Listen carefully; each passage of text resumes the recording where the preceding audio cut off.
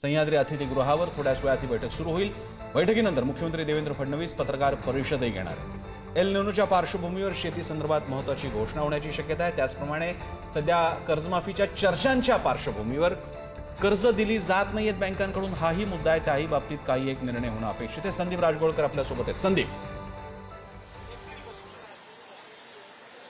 प्रसन्न sir, खरं तर Iran आणि इस्रायल या दोन्ही देशांमध्ये जे काही युद्ध झालं त्याचं सावट आजच्या या बैठकीवर आहे असं म्हणता येईल। कारण ही बैठक सुरू झालेली आहे, 3 वाजता पत्रकार परिषद होईल। मात्र महत्त्वाचं हेच आहे की अनेक आव्हानं यंदा राज्य सरकारच्या समोर असणार आहेत। दरवर्षीप्रमाणे ही बैठक होती। या बैठकीमध्ये प्रामुख्यानं महाराष्ट्राचा विचार केला तर ऊस, भात, मका, सोयाबीन, कापूस, भुईमुग अशी पिकं घेतली जातात खरीप हंगामामध्ये।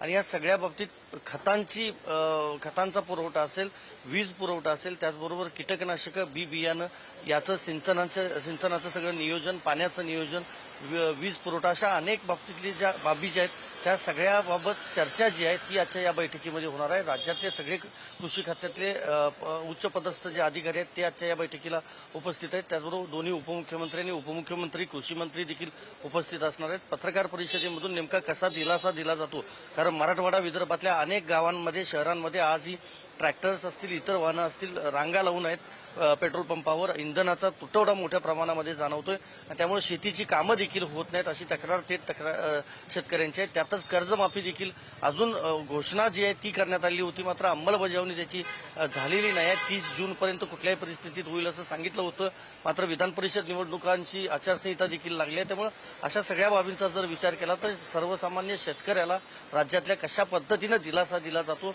हे बघावं लागेल। सगळ्यात महत्त्वाचं अल निनोचा प्रभाव यावेळेला असणार आहे, त्यामुळे पावसाची जी शक्यता आहे त्या बाबतीतलं देखील काय राज्य सरकारकडून आपण बघूया संदीप, या खरीप आढावा बैठकीमध्ये कोणते निर्णय होत आहेत, कोणतं दिशादिग्दर्शन होत आहे, शेतकरी डोळे लावून बसले। धन्यवाद।